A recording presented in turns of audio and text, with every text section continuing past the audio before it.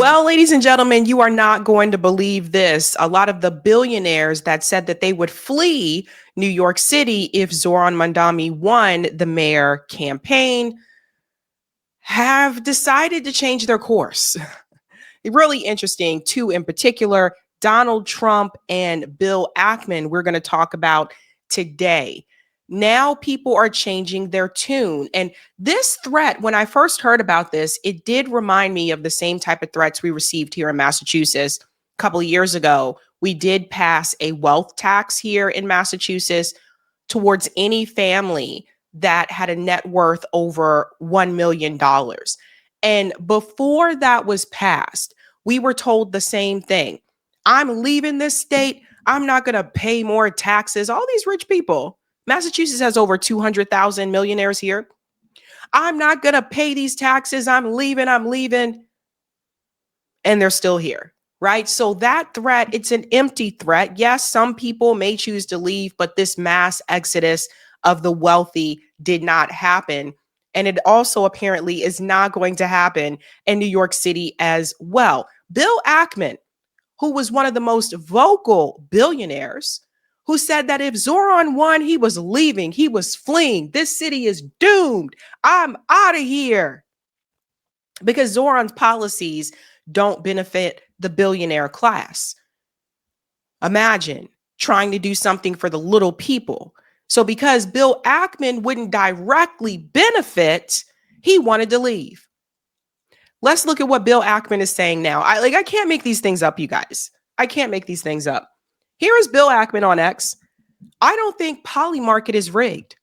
People just see the odds against their candidate, so they stay home and don't vote. Polymarket is not a prediction engine. It is a determination machine. So even Community Notes on X had to correct him. New York City saw the highest voter turnout in decades with more than 2 million ballots cast, which the strongest showing since the 1960s. Strongest showing since the 1960s. So Community Notes had to come in and correct him. Polymarket did so as well. Hi, Bill. This New York mayor race drew the highest voter turnout since 1969. So Bill Ackman is wrong. Again, right? Zionist billionaire Bill Ackman being wrong about something. Imagine that. So it's just hilarious to me, not wanting to admit the turnout, not wanting to acknowledge that, yes, that many people came out to vote for a candidate who put forth a populist platform that was going to benefit the workers. He just doesn't want to accept it. However, the funny part is what he is saying now to Zohran. Oh, and by the way, people are really coming after him for this one. He's talking to Zohran here. He says, at Zohran Mamdani, congrats on the win. Now you have a big responsibility. If I can help NYC, just let me know what I can do. So the same guy who was bragging about, I'm going to flee this city if he wins, is now reaching out to Zohran asking how he can help. It's all talk, you guys. A lot of these billionaires, all talk, all fluff. Now he wants to get involved. And as you'll see, people are definitely coming after him. Margaret Kimberly, didn't you threaten to leave town? That's how you can help NYC. Bye. Nick Cruz, I thought your bitch ass was going to leave. Dan Belazarin says he said he's going to arrest your supreme leader if he comes to NYC. Adam, yo, shut the fuck up. Hold this and leave New York. You exposed yourself. This is hilarious, you guys. Sean King, you've been a disgusting bigot towards him for months. Your offer may seem kind, but you should also apologize. Gen X girl, NYC rejected you. Time to pack your bags like you promised. Yeah, and with the receipts here, this is when Bill Ackman said, and I quote, I am going to be an optimist and say Andrew Cuomo is going to get the win. If he fails to win, it's because Curtis Lewa cares more about himself than NYC. Let's never forget that. Yeah, just a whiner, crybaby here. Tony goes, didn't you call him a Muslim terrorist?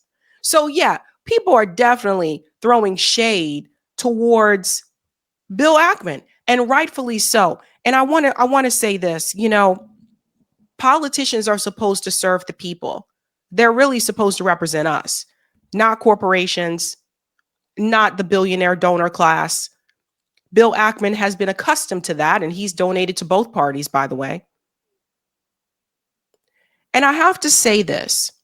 When I look at people like Bill Ackman, when I look at people like Donald Trump, Larry Fink, all these billionaires, one of the things a lot of times they tend to have in common is that they came from wealth. A lot of the billionaires that we have in the world either inherited that wealth or they came from wealthy families. Bill Ackman came from a wealthy family. I went over his whole history about with his father's company, about how he couldn't get a job when he graduated from Harvard, so he went to work for his dad's company. He grew up in the upper crust society of New York. Like he didn't grow up like poor or middle class. And I think that when I look at people like him and I look at people like Donald Trump, these billionaires that already came from wealth, they don't know or don't really understand. And honestly, a lot of them don't care to understand what people like me had to go through, what people like you had to go through. My family wasn't rich. My family wasn't even upper middle class. Now looking back on it, I was able to live overseas because my parents were military. That's how I was able to live abroad. But I, like many of you, had to take out student loans to go to college. I had a job when I was in high school. Like I worked. I've been working since I was 15. I had a job when I was in undergrad. I was the first person in my family to graduate from college. And then I was the first person in my family to also get a master's degree. But I had student loan debt because of that. The money just simply was not there. And I worked and I worked and I worked my ass off. At one point, I had 2 jobs. A lot of people don't realize this. If you're new to my channel, a lot of people don't realize at one point I was working a full-time job, regular 9 to 5. And then I was waiting tables in the evening. I kid you not. I had 1 day off a week. That was just to pay my bills. That wasn't to have extra money. That was to get by. So people like me and people like many of you that have worked our ass off and we have tried everything possible to get ahead in life. When I look at people like Bill Ackman, who wants to look down on helping the working class people, I say a big F you, because I know what it's like. I went through it. I'm older now,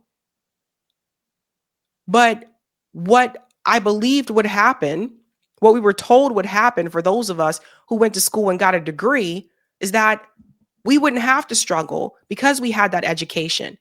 But the economy changed. A lot of things changed after 2008. The housing crisis. People like Bill Ackman are the problem. They want to continue to pad their pockets, increase their wealth, and they want the working class people to continue to struggle. You don't become a billionaire without exploiting workers. That's how this works. I have a number of videos on this channel about billionaires and about the billionaire class and how they really keep all of us at the bottom. And the fight is really not between red versus blue. That's what they want you to do. By they, I mean the people at the top. The fight is really among those of us at the bottom and those at the top. And if everybody would get out of their teams, their red and blue teams, they would see that. So the Bill Ackmans of the world, like I look down on them. I look down on you because you exploit workers, and there's nothing good about exploiting workers. So Bill Ackman did respond. Some have been surprised by my conciliatory post to Mandami. Mandami won a decisive election. He is going to be our mayor for the next 4 years. I care enormously about New York City, which has been very good to me and my family since we immigrated to NYC in the 1890s. And for the record, I have been an NYC resident since 1988, despite Silwa's statement to the contrary. I was born in NYC and I grew up in Chappaqua and returned to NYC when I graduated from college. While I did not support Mandami for mayor, and I have concerns about unintended and negative consequences of his policies, I want to do everything I can to help NYC regardless of who the mayor is. Interesting, huh? Yeah, bear with me, guys. I still have a wicked cold. It's interesting because, if I was Zohran, I would just ignore Bill Ackman. Bill Ackman called Zohran Mandami a terrorist. All these Islamophobia. I would give that warning to Zohran. You ain't got to work with everybody. But see how the billionaires are starting to back down? Even Donald Trump. Check this out. This is from Newswire. Trump says he wants NYC to be successful. Trump on Mandami. We'll help him a little bit. Oh, after saying if Zohran Mandami wins, he's getting no money from me. I'm not going to give you any money. New York's going to fall apart. But once he won, see how even Donald Trump is walking back his own rhetoric. Those were fear tactics, guys. Those were fear tactics that were being used to try to scare you out of voting for him. Those were scare tactics to tell you, oh no, I guess I better not support him because Donald Trump said he's going to withhold federal funds to New York City if Mandami wins. Mandami wins, and now Donald Trump is like, yeah, I'll help him out a little bit. Scare tactics. And unfortunately, they do work sometimes. But the billionaires are starting to cave, ladies and gentlemen, and you have to see this as well. This is probably a big one.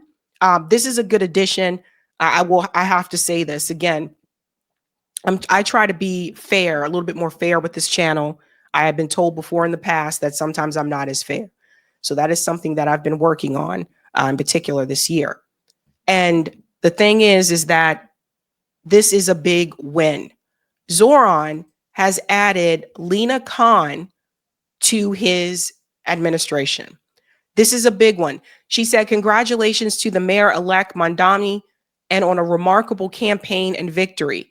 Honored to serve as the co-chair of the transition as we work to build an administration that governs effectively and delivers a city where all New Yorkers can build a good life. Ladies and gentlemen, this is a big win.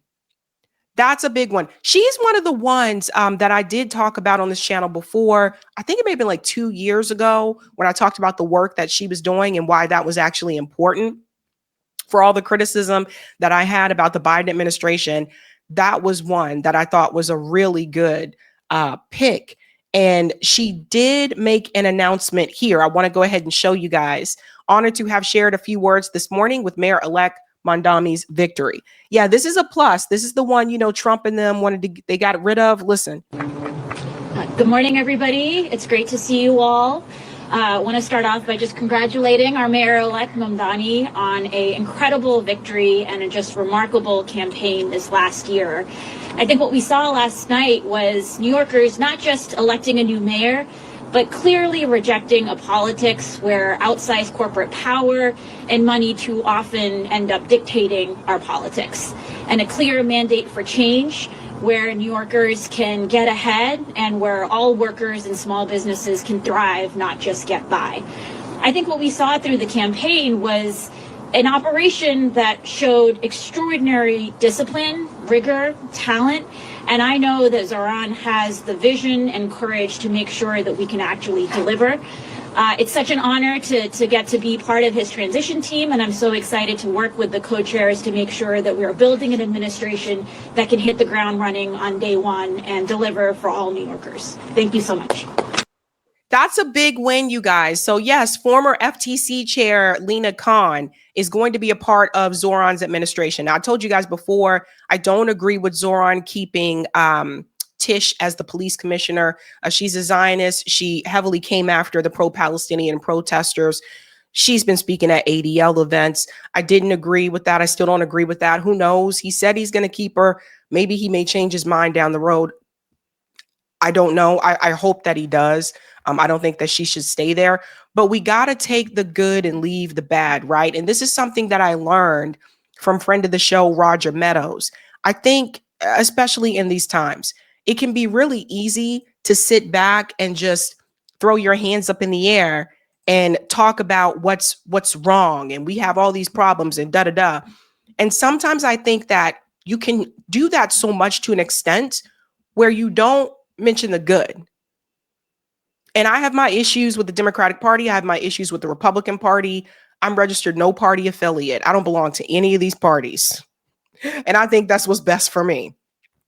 I think more people should register as no party affiliate or independent. I really do. But this is a big win. And I think that I'm seeing some people just try to find ways to pick it apart and just to continue to be negative.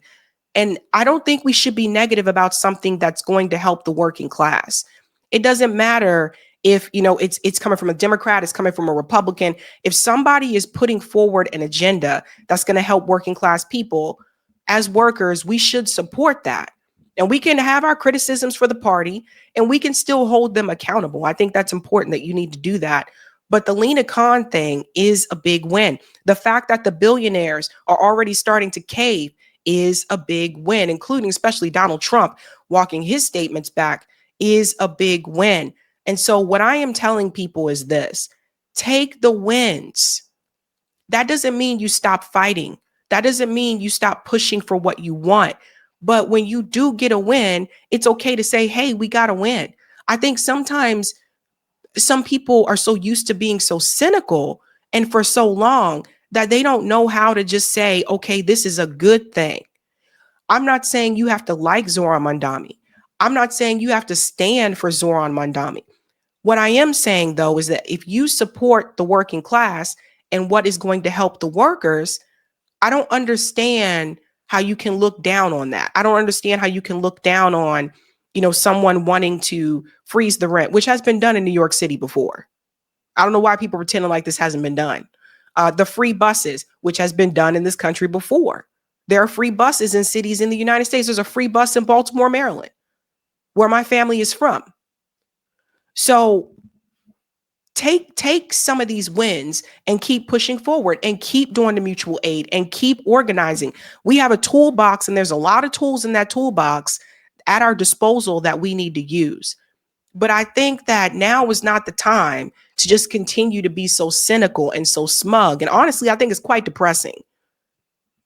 There are some people I just don't watch. I couldn't even watch anymore because it's just all just bad, and not even acknowledging the good things because they dislike the party, right? And so I think one of the things that I've been able to do with this show in particular, especially this year, is that there were some things that I said, okay, this is a good thing that was done via the Democratic Party. This is a good thing that was done via the Republican Party. And here are the bad things. I think we got to take these wins. Guys, Colorado just passed, I don't know if people know about this, they just approved free breakfast and lunch for kids at public schools. That's a win. I think a lot of these wins are going to be on the local level. This Zohran Mamdani race, it was a local race. He wasn't running for Congress. He wasn't running for president. This is what I was saying before. A lot of these wins are happening on the local level, right? And if you live in a ballot initiative state like I do, you've probably seen some of these wins already pass on the local level. Now, when I say the businesses here are, you know what I mean? And they're starting to walk it back, the billionaire class, the businesses, you have got to see this. This was on CNBC. I want you to listen to what they said here about the business community. Check this out. About the prospect of this mayor becoming the mayor for quite some time. For the most part, the business community had been adamant that this was the wrong choice. You perhaps less so, Kathy. And so now I'm curious what you think happens next. Whether businesses stay in New York City, whether the wealthy stay in New York City, how the business community works or doesn't work ultimately with this mayor. Well, I think the business community is going to be looking very carefully at his appointments to start with. It was a great sign 3 weeks ago when he said he would keep our current police commissioner, Jesse Tisch, who is terrific and well respected. And just we had new crime reduction statistics announced last week, and crime is down this month another 6%. So that's going very well. And if that appointment is a indicator of the direction he's going to go in terms of the people who run the agencies of the city, which is, of course, New York City is a complicated machine. And so the key is what leadership he puts in place. And we're looking forward to seeing that in the next couple of weeks. I have to add here, I know Jessica Tisch is not a great person, but I already told you guys about her and how she treated the pro-Palestinian protesters. But did you pay attention to what he said? How does the business community feel? Are they going to leave? People are worried that some of these businesses may leave. Let me tell you guys something. As someone who lives in the Northeast, working class people have been fleeing these cities for decades. Working class people and poor people, low-income people that were able to get out have been leaving New York. They've been leaving Boston, which is, where I am. They have been leaving DC. They have been leaving these expensive cities, and they have been moving further south. But I don't seem to remember any of these news reporters saying, oh no, working class people and low income people, all these people are leaving the city. There's some concern there. What are we going to do? How do we keep them around? They show you who they care about, who they prioritize. The working class people have been fleeing these cities. There was no alarm bells that were, going off. There was no siren that went off and said, we got to find a way to keep people here. But because it's the business community, that changes things. Let's go on a little bit more here. So let me ask you a couple questions. Tisch is going to stay in that job, at least for now. My understanding, though, is that she's effectively told this mayor that she wants to run it and run it somewhat autonomously. So if, in fact, he were to 6 months from now say, hey, I want you to start reallocating resources this way and that way and this way and that way, she could walk. What do you think the prospect of that happening is? I think that he used her appointment, if you will, in part to get elected because there were people who were concerned about safety in the city. My question is, how long do you think she's in that role? Again, look at what they're concerned with instead of the working class people who are struggling in New York. Well, I think that it's not fair to say that he used that appointment because since the primary, the business community, their one big ask of him was to keep Jesse Tisch, and he conceded to do that. So I think you're characterizing it wrong. I think that it showed a responsiveness to concerns about public safety. What matters to business is that their employees are safe, that their customers are safe, that this is a good place to do business. And that's what they're going to be looking at with his other appointments. Will New York remain a good place to do business? And I think that's the challenge. In my experience, the business community is prepared to step up. I think the concerns that have been raised during this campaign have been, to a large extent, a response to negative advertising. I have come away from this campaign believing that we should take a close look at the use of AI in distorting political advertising. I saw a lot of ads that were caricatures of people, but using AI, it made it seem like they were someone else. So I think some of the fears of Mamdani... What did you see that they... Give me some... That was not the answer that he wanted to get, right? She told him that he was getting it wrong. Examples of that, because, I also saw things online that I believe to be true, including comments by the now mayor saying that he wants to seize the means of production. These were things that he said not on the campaign trail, but literally just years ago. I saw video of him saying that he wanted to defund the police, not on the campaign, but within the past couple of years. These were not things made up by AI, and so there are meaningful concerns. The other thing that the business community, I think, beyond the policing piece, have been concerned about, and even if we take the wealth tax off the table, is actually what it means for corporate taxes in New York. What do you have to say about that? Here's the problem. So all of this is a concern because it impacts corporate America.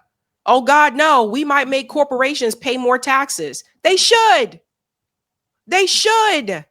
Oh no, wealthy people may have to pay more. You should.